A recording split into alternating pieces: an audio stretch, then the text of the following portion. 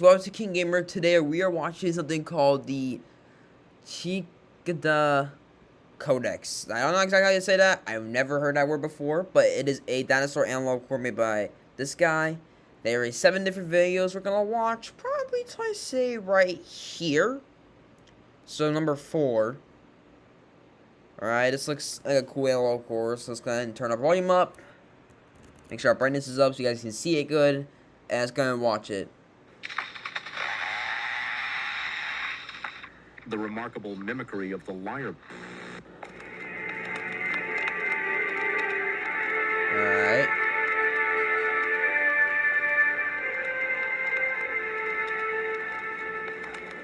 Another disappearance has been reported in the town of Bonebridge.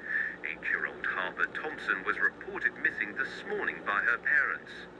This is the latest in a string of disappearances in the town over just the last few weeks. 8 people now, including Harper, have been reported missing. Police urge anyone with information on Harper and other missing persons to come forward to help bring them home. It is believed by locals that these disappearances are all linked.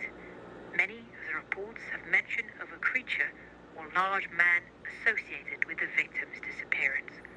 Descriptions vary, but what remains consistent in reports is the mention of 2 large brown. What is that? That looks ugly, bro. I don't know what that is. But it looks ugly, but it also looks creepy at the same time. I don't know how that is working, but it is. Protrusions erupting from the head of the entity. These reports have led officials to believe that there is an individual or group of individuals bearing masks and abducting pets and locals of Bonebridge. Alright. Residents have named this alleged figure the Bonebridge Reaper. Okay. If police suspicion is correct, it is still unclear what their motive is, as there is little consistency between victims, except that they are all last seen before night. Before 8-year-old Harper Thompson went missing, she described a similar figure to her parents, stating that it was a monster that would talk to her at night. Her parents dismissed this as their child's wild imagination, a sentiment they come to regret. Police urge all residents of Bonebridge to refrain from staying out after dark, to lock doors and windows, and to most importantly, report any information on recent victims to the local police station. Janet Smith, BCC News. Alright.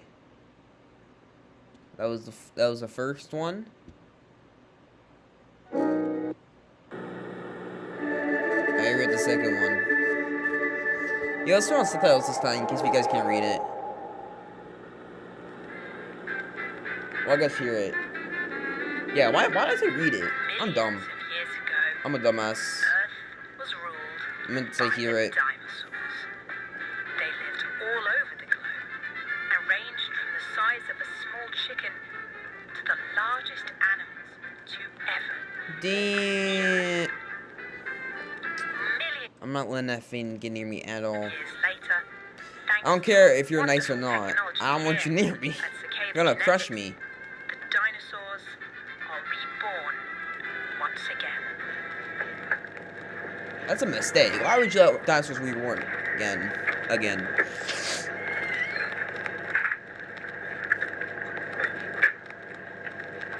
how is this possible?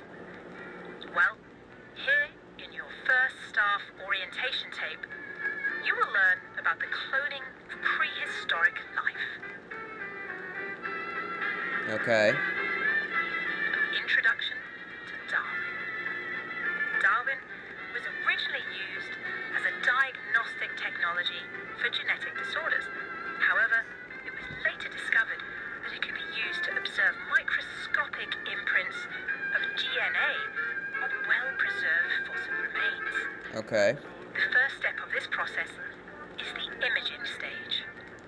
Darwin uses advanced microscopic imaging to produce clear micrographs of DNA. These are then analyzed by Darwin's artificial intelligence module. The AI looks at the micrograph and infers the nucleotide sequence of the target DNA strand based on each nucleotide's individual morphology. Alright. This sequence is then synthesized in the fabrication stage. A separate Darwin module loaded with the appropriate components such as free nucleotides and the correct enzymes can artificially synthesize the analyzed genetic material. The result of this process? Fragments of paleo DNA from animals lost to time. However, fragments of DNA alone can't create a living animal. That is where genetic combination occurs. We use the DNA of related species to fill in the gaps in the target's genome. That's not gonna be good. And allow for an embryo to be produced. This is not without great challenges. This is a Dilophosaurus embryo. It did not survive the incubation process, unfortunately. We think this is due to faulty enzymes, but this will be corrected in future iterations. This is Alright. version 10. And I believe very soon we'll have viable Dilophosaurus embryos in the lab. I think it's dead. As seen in our demonstration, it may take many iterations and revisions to produce viable embryos. Then once they are produced and placed in artificial eggs or wounds, the resulting animal may still actually look very different from how they were in the wild due to the nature of gene combination. Now, is it getting pure? What the? Progress report. Almost perfect. This is the purest we have for this genus. 91%. We changed some of the bird DNA we used, but this is the best look at the Dilophosaurus we have. Alright. We started to incubate one. -30-1, first of its batch. It shows no deformities like the others. Oh. It seems this time we may have actually succeeded.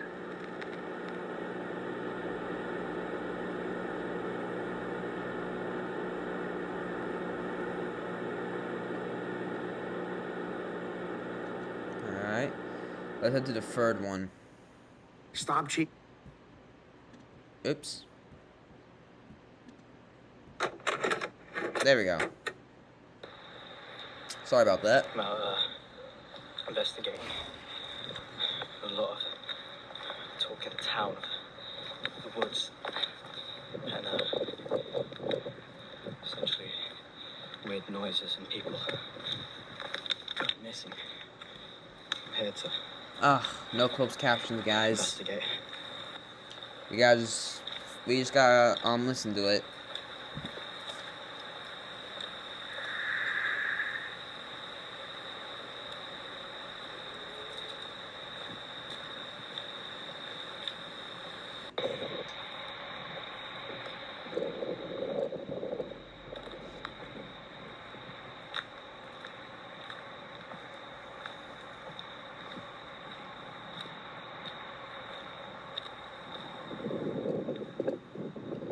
Alright, so this is in 1980s, so this is like very old footage.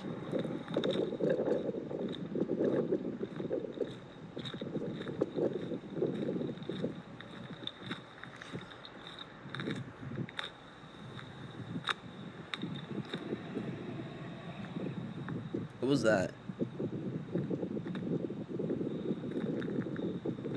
Oh no. Bro, something about to jump out at me, bro. I know it. It's not every analog horror works, so something's gonna jump out at me.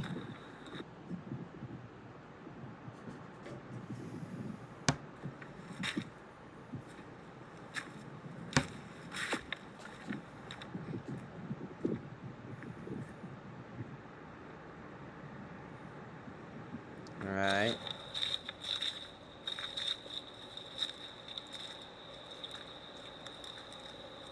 What is that?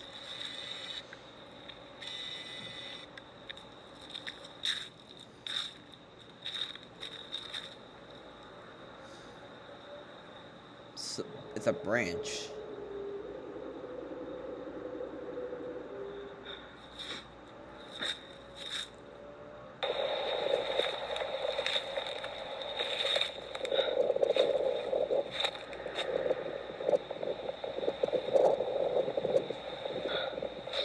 Why is he going in the forest in the first place? Especially after all hearing all these noises.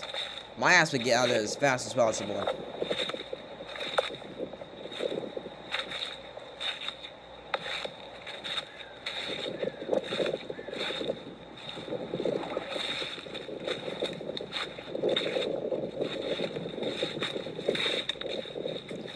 Okay.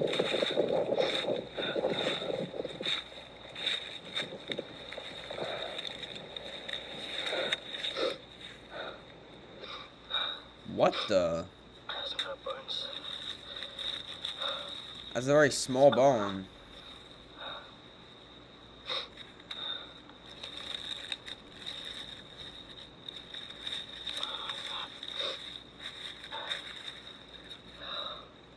What is this? Oh, it's that weird creature. Oh!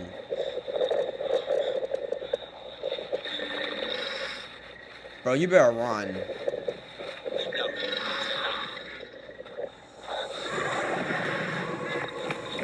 Oh. You can't outride a dinosaur? I'd still try, but like you can't. Oh, wait, I think he did.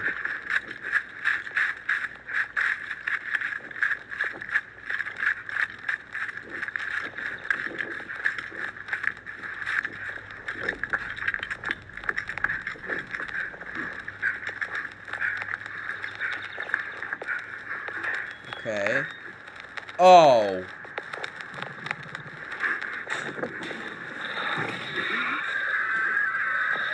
Oh.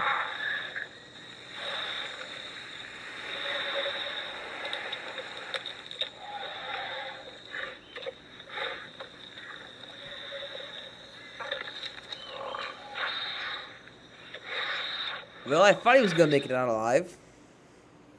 You've been.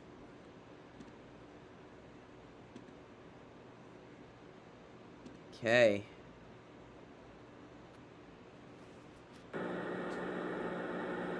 Alright, we got classic, death, blood, whatever else.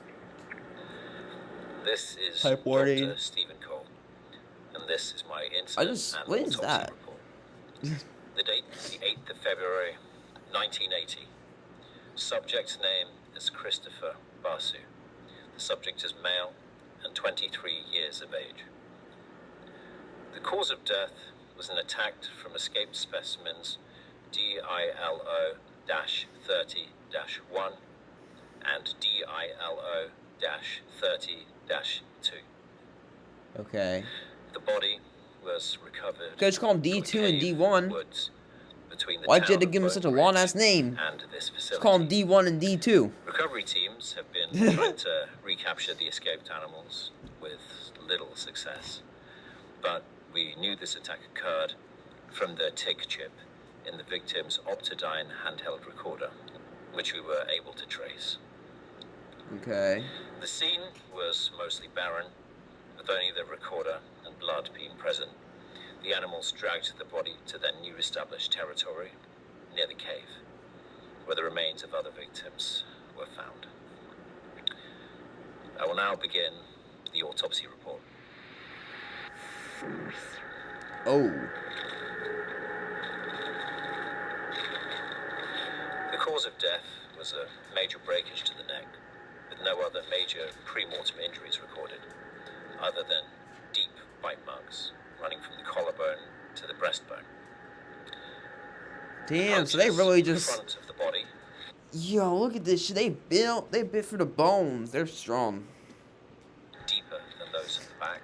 I guess that's all dinosaurs are. They're indicating the mad animal strong. bit down on the victim's shoulder from the back. The tapering of the bite marks indicate that the body was bitten and then dragged. We know that the victim died quickly from the audio recording recovered from the handheld recorder. But this is an exception, as all other victims died more slowly. Oh. The quick death tells us that the neck breakage was more likely the killing blow rather than the bite to the shoulder. All other bites recorded appear to be from feeding. It doesn't seem like the animals were finished feeding by the time the body was recovered. This is due to the patterns of breakage around the limbs. What we expect to see with large predator kills is total removal of the limbs, as the animals will eat the muscle and break down the bone to get the marrow. However, the breakages seen here are partial, like the animals hadn't fully finished consumption. Alright. We know that the animals started to feed almost immediately, and the patterns of breakage on the rib cage indicate the animals bit down and ripped upwards to break off the sternum. However, some bending inward of other ribs indicate the animals dipped their heads into the body cavity to consume the organs inside. Ugh. That's No nasty. organs were present inside the body cavity, and it is assumed that the animals ate everything and then moved towards other areas such as the limbs and the head. The head was removed from the body, and the mandible was not found, but it was assumed it was purposely ripped off by the animals. Damn, so his whole head got crushed right there. On the upper half of the skull, the eyes, ears, and nose were all consumed, but the rest of the skull remains mostly intact. This concludes my incident and autopsy report on the victim, Christopher, based. Alright. So next time we do a video, we'll be doing knees free. Alright, so it's gonna be it for today's video. I hope you guys enjoyed. This is like a pretty cool analog core. So I'm excited to see how the rest turns out. Hope you guys enjoy. Leave a like, subscribe, comment down below whatever analog cores I should do or gaming videos. And I'll see you all next time. Peace.